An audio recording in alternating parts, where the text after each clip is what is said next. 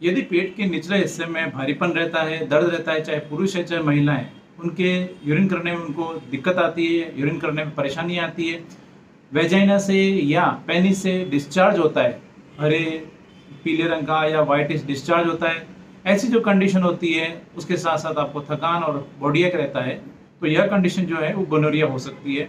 Gonorrhoea जो condition है वो एक एसटीडी होता है, सेक्सुअल ट्रांसमिटेड डिजीज होती है, यानी एक से दूसरे में अनप्रोटेक्टेड सेक्स जब होता है उसके कारण या मल्टीपल जिनके सेक्स पार्टनर होते हैं उनके कारण यह जो इन्फेक्शन होता है वो एक से दूसरे में फैलता है। जब कभी भी हेल्दी पर्सन इन्फेक्टेड पर्सन के साथ में सेक्स करता है, अगर उसमें जो इन्फेक्टेड पर्सन के अंदर जब ये इन्फेक्शन होता है, यह वो क्या करता है कि हेल्दी पर्सन को दे देता है, और वह जब दूसरे किसी हेल्दी पर्सन के साथ सेक्स करेगा तो वो उसको दूसरे को इन्फेक्टेड कर देता है। इस तरह से ये एक से दूसरे में बीमारी फैलती है।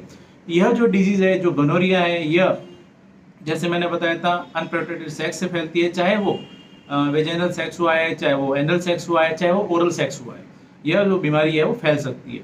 दोस्तों, आज का वीडियो काफ़ी खास है। आज के इस वीडियो में बात करेंगे आखिर गोनोरिया जो है वो गोनोरिया क्या होता है, क्या इसके कारण है, क्या इसके लक्षण है, होम्योपैथी में क्या इसका बेस्ट ट्रीटमेंट अवेलेबल है, इन सभी बातों के बारे में डिस्कस करेंगे। मैं जोधपुर से डॉक्टर कुलदीप जहांगीर एक बार फिर से आपके अपने यूट्यूब चैनल में स्वागत करता हूँ। दोस्तों, जैसा कि मैंने बताया कि यह जो डिजीज़ है यह एक एसटीडी है, सेक्सुअल ट्रांसमिटेड डिजीज़ है, यानी असुरक्षित यौन संबंधों से एक से दूसरे में फैलती है। और यह जो निसीरिया गोनोरिया एक बैक्टीरिया होता है उसके द्वारा ये एक से दूसरे में फैलती है। और यह जब बैक्टीरिया किसी हेल्दी पर्सन को इन्फेक्टेड करता है तो उसमें भी सारे गोनोरिया के लक्षण जो होते हैं वो दिखने शुरू हो जाते हैं।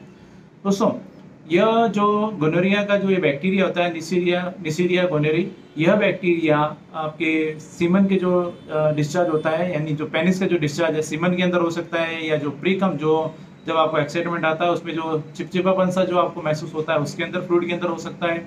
इसके अलावा वेजाइनल सिक्रीशन के अंदर हो सकता है, म्यूकस मेम्ब्रेन के अंदर भी ये जो बैक्टीरिया है वो पाया जा सकता है। और जब कभी भी हेल्दी पर्सन इन किसी भी इस जो डिस्चार्ज होते हैं उसके कॉन्टेक्ट में आते हैं तो उस कंडीशन में यह उनको भी इन्फेक्टेड कर देता है। दोस्तों, जैसा कि मैंने बताया था, ये एक एसटीडी है और अनप्रोटेक्टेड सेक्स से, मल्टीपल सेक्स पार्टनर से एक से दूसरे में यह ट्रांसफर होती है। इसके अलावा जब कभी भी आप, चाहे वो आपको वेजाइनल सेक्स हुआ है, चाहे वो एनल सेक्स हुआ है, चाहे वो ओरल सेक्स हुआ है, यह डिजीज जो होती है वो फैल सकती है। इसके साथ साथ ही जो यह डिजीज़ है, यह जब आप सेक्स टॉयज़ यूज़ करते हैं, अगर कोई तरह के सेक्स टॉयज़ जब उस पर आपके वेजाइना के या पेनिस के जब इस पर डिस्चार्ज लगते हैं, और जब ये हेल्दी पर्सन यूज़ करता है इन सेक्स टॉयज़ को, उसके द्वारा भी यह फैल सकती है। इसके अलावा जब गर्भवती महिला अगर वो इन्फेक्टेड है तो उसकी कंडीशन में जब वो बच्चे को जन्म देती है तो उसके द्वारा भी यह न्यू बॉर्न जो बेबी होते हैं उसको भी फैल सकता है, और अक्सर यह उनकी आंखों को प्रभावित करता है। और उस कंडीशन में उनकी आंखों में इरिटेशन, आंखों में डिस्चार्ज हो सकता है, और कभी कभी ऐसी कंडीशन में ब्लाइंडनेस भी हो सकती है। दोस्तों, यह तो बात होगी कि ये जो बैक्टीरिया है यह कैसे फैलता है, गोनोरिया क्या होता है। अभी हम बात करते हैं कि इस जो गोनोरिया है उससे ऐसे कौन कौन से सिम्टम्स हैं जो कि आपको देखने को मिलेंगे और इसके क्या कॉम्प्लिकेशंस हो सकते हैं। दोस्तों, सबसे पहले अगर हम बात करें कि इसके सिम्टम्स की, तो पुरुषों में और महिलाओं में कुछ कॉमन सिम्टम होते हैं, कुछ जो कि अक्सर देखने को मिलते हैं। अगर हम बात करें पुरुषों में, तो पुरुषों में उनको उनके पेनिस से एक उनको पीले या हरे रंग का या वाइटिश डिस्चार्ज जो है वो हो सकता है, और उस कंडीशन में उनको इचिंग भी हो सकती है। इसके साथ साथ ही यह जो इन्फेक्शन होता है, यह बैक्टीरिया जब उनके यूरिथ्रा में पहुंच जाता है, यूरिथ्रा को प्रभावित करता है, तो वहाँ पर इन्फ्लेमेशन हो सकती है जिसको बोलते हैं यूरिथ्राइटिस।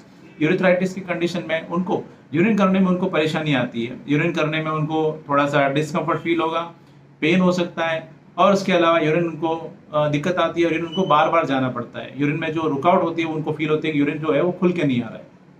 इसके अलावा कभी कभी उनके पेट के निचले हिस्से में दर्द हो सकता है, उनके अंडकोश में भी है जो कंडीशन है इसकी वजह से दर्द हो सकता है, एक या दोनों अंडकोश में। और उसके अलावा कभी कभी जब ये इन्फेक्शन होता है या ऊपर की तरफ उनके एपिडिडिमस में पहुंच जाता है, तो उस कंडीशन में यह जो कंडीशन है यह पुरुषों में संतानहीनता का एक बहुत बड़ा कारण बन सकती है। उनके जो स्पर्म काउंट पर इसका असर देखने को मिल सकता है, और वह निसंतानता से ग्रसित हो सकते हैं अगर ऐसी बीमारी में लापरवाही की जाए, और ये जो डिजीज़ है ये डिजीज अगर आगे बढ़ जाती है तो।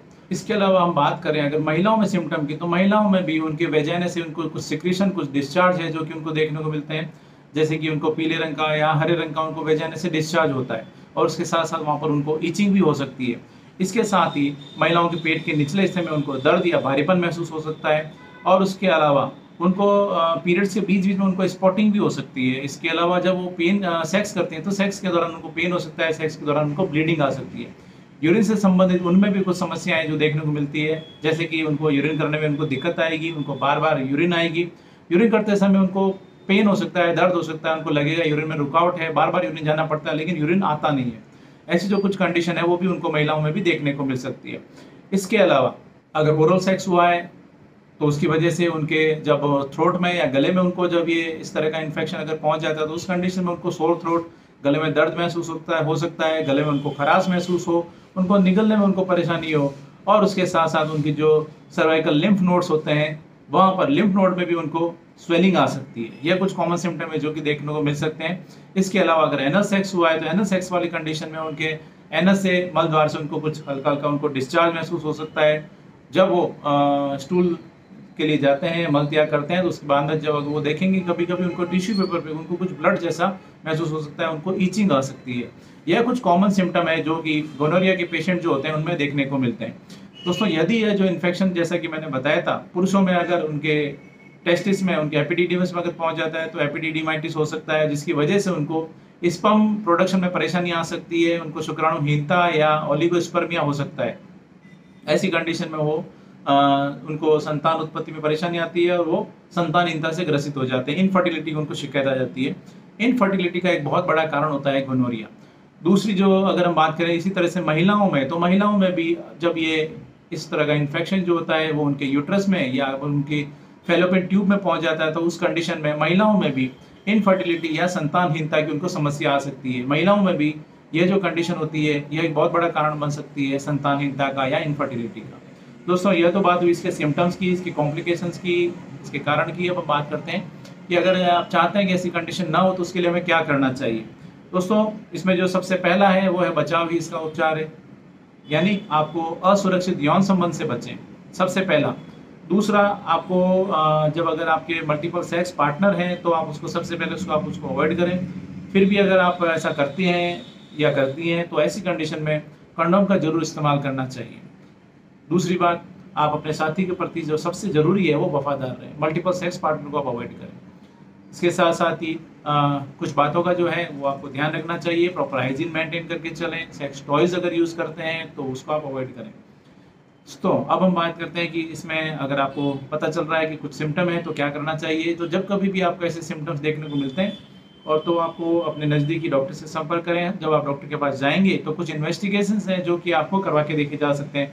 सबसे पहले तो आपकी फिजिकल आपको एग्जामिन किया जाता है, उसके अलावा आपकी हिस्ट्री जानने की कोशिश की जाती है कि कहीं आपको मल्टीपल सेक्स पार्टनर या असुरक्षित यौन संबंध तो नहीं रहे हैं आपके, उसकी वजह से तो कहीं ऐसी जो कंडीशन है वो डेवलप नहीं हो रही है। अगर ऐसी पुष्टि होती है तो ऐसी कंडीशन में कुछ टेस्ट हैं जो कि करवा के देखे जा सकते हैं। इसमें कुछ ब्लड टेस्ट करा के देखे जा सकते हैं और एक जो बहुत ही कॉमन टेस्ट है जो कि करवा के देखा जाता है वो होता है स्वैब टेस्ट। ऐसी कंडीशन में आपके थ्रोट से अगर गले में प्रॉब्लम आ रही है तो गले से यानी थ्रोट से आपके या आपके पेनिस के जो सिक्रीशंस होते हैं वहाँ से, या अगर महिलाओं में समस्या है तो महिलाओं के वेजाइना के जो सिक्रीशंस होते हैं वहाँ से स्वैब कलेक्ट किया जाता है और उसको लेबोरेटरी टेस्ट के लिए भेजा जाता है निसीरिया गोनोरिया की बैक्टीरिया की पुष्टि के लिए। अगर वहाँ पर ये बैक्टीरिया की पाया जाता है तो वहाँ पर आप समझ सकते हैं कि आपको गोनोरिया का इन्फेक्शन जो है वो हो चुका है। अब हम बात करते हैं होम्योपैथी ट्रीटमेंट की। होम्योपैथी में इस तरह की जब कंडीशन डेवलप हो जाती है तो बहुत ही अच्छी मेडिसिन अवेलेबल होती है जिसके काफ़ी अच्छे रिजल्ट देखने को मिलते हैं, चमत्कारिक रिजल्ट देखने को मिलते हैं। जरूरत है थोड़ा सा पेशेंस के साथ में ट्रीटमेंट लेने की। होम्योपैथी में कई ऐसी मेडिसिन है जो कि इसमें चमत्कारिक रिजल्ट देती है। अगर कुछ मेडिसिन जो खास मेडिसिन है जिसकी मैं बात करूं जो कि अक्सर मैं अपनी क्लिनिक में काम में लेता हूं तो उसमें थुजा 200 एक बहुत अच्छे रिजल्ट देती है। थुजा 200 इसकी एक खास दवा है जो कि मैं वीकली अपने पेशेंट को 3 बूंद डाइट जी पर देता हूं। मान लीजिए संडे को दिया है तो नेक्स्ट संडे को रिपीट करता हूँ। नेक्स्ट जो मेडिसिन है जो कि मेडोरिनम 200, यह भी इसकी एक अच्छी दवा है, इसको भी मैं वीक में एक बार देता हूँ, 7 दिन में एक बार वापस को रिपीट करते हैं 3 दिन डाइट जी पर। अगली जो नेक्स्ट मेडिसिन है वो होता है हाइड्रेस्टिस कैन का मदर टिंचर। यह भी इसकी एक अच्छी दवा है, इसकी खास दवा है। हाइड्रेस्टिस कैन मदर टिंचर को 10-10 बूंद दिन में 3 बार आधे कप गुनगुने पानी में डालकर दिया जाता है। तो इस तरह के जो सिक्रीशंस या इस तरह के जो डिस्चार्ज होते हैं उसको कंट्रोल करने में काफ़ी मदद मिलती है। नेक्स्ट जो मेडिसिन है वो है मर्कसोल 30। मर्कसोल 30 भी इसकी खास दवा है, इसको भी लेने का तरीका होता है 3-3 बूंद डाइट जी पर दिन में 3 बार। नेक्स्ट जो मेडिसिन है वो है मर्कोर 30। मर्कोर 30 भी इसकी एक खास दवा है, इसको भी लेने का तरीका है 3-3 बूंद डाइट जी पर दिन में 3 बार।